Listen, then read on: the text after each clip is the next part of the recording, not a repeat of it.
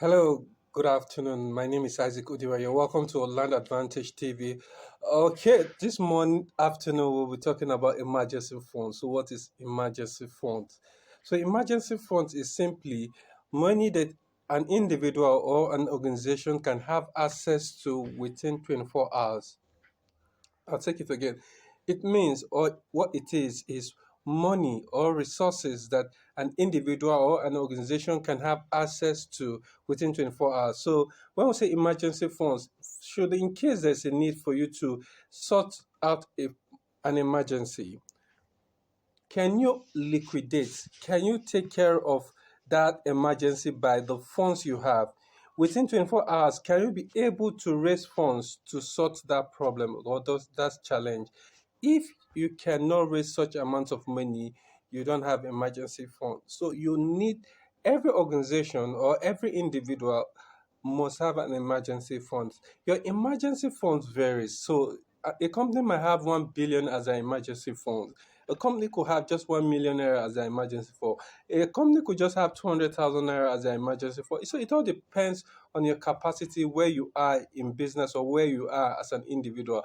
But the simple calculation when it comes to individual emergency fund, most of the time it is put at three months of your salary.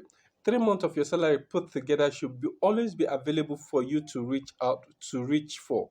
3 months, but some people are of the opinion that it should be 6 months. So emergency fund could also, what it could do for you could be one, uh things like if peradventure you lose your job, how long is it likely to take you to get a new job? So it might take you 3 months, it could take you 6 months. So depending on the time frame at which the time frame which you feel comfortable, that is how you build your emergency fund. As an organization as well, you should have emergency funds. Things will come up that you can never anticipate. So if you're a company that runs, probably most of your production is done via you using a power plant, and you don't have emergency fund. What if your machine breaks down? Can you replace it within 24 hours? Can you get money to replace maybe a very serious component that could cost millions within 24 hours? If you cannot get such money, it means that your production will be stopped maybe for some days or even some months because you don't have emergency fund. So emergency fund is very crucial. So as an individual, you should have emergency funds somewhere in your bank account, or you put it in assets that are yielding income but can easily be converted to cash. I'll give you an instance. So there are some assets that can easily be converted to, like treasury bills can easily be converted to funds. Stocks can be easily converted to funds. Even gold can easily be converted to funds. So gold, if you have gold, as you are investing in gold, should in case you have reasons for you to convert that gold into cash within 24 hours, it's possible. If you have gold, there are people available to buy it at international rates, that is international current rates, and the margins will be very little compared to what you are buying it in Dubai or in the US or any part of the world. So everybody should have an emergency fund. We should not just believe that everything will be okay. What if it does not go according to plan? What if it doesn't go according to your analysis? What happens if it doesn't go according to your projections? So, as a business, as an individual, you should have an emergency fund. So, now what are the importance and what are the disadvantages of having emergency fund? So, start with the disadvantages of not having an emergency funds. The disadvantage means that you can be cash trapped when you need it the most. Cash trapped. It means that you have things to do and you don't have the cash to do it. That does not mean that you don't have assets, you don't have resources, but it's just that you don't have liquid. You need liquidity to offset that particular challenge that you're facing. So that is one of the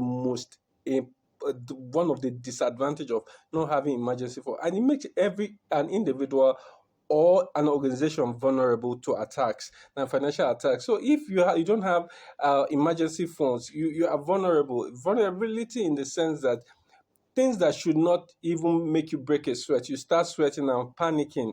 You start taking decisions and making decisions that are short term for a long time, a short term decision. You are making long term decision, but considering the short term implications. So all those things you have to wire them into your thoughts when you are saving for your emergency fund, or when you are keeping money for emergency fund. So the lists are endless, but because we want to make this video a very concise and short video, let me quickly go to the advantage of or the advantages of having emergency funds. One of the advantage of having emergency funds, it means that you will not be vulnerable. So it's just the other flip side of it. You will not be vulnerable. So you can easily have access to your to funds and sort out your issues or your challenges when the needs arise. So one of those major important is you can sort out your challenges when the needs arise immediately. So those are one of the things. And again, also it gives you an opportunity to take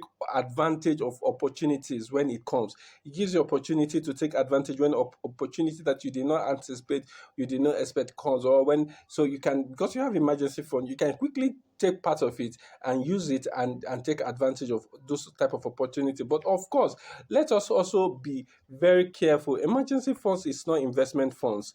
In as much as you can still dabble into it once in a while, it is not investment fund. It's not working capital. It's just the money that should be kept aside for the raining day. It's just the money that should be kept aside for the raining day. So I want to believe you have gained one or two things from this video that we have just made.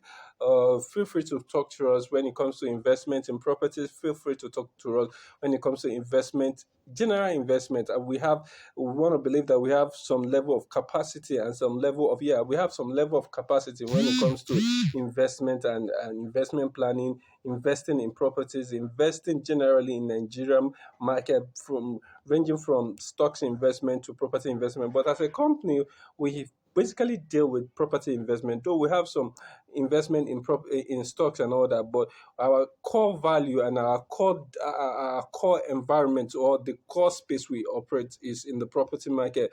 As a company, we are opening new estates. Every quarter, we tend to open new estates.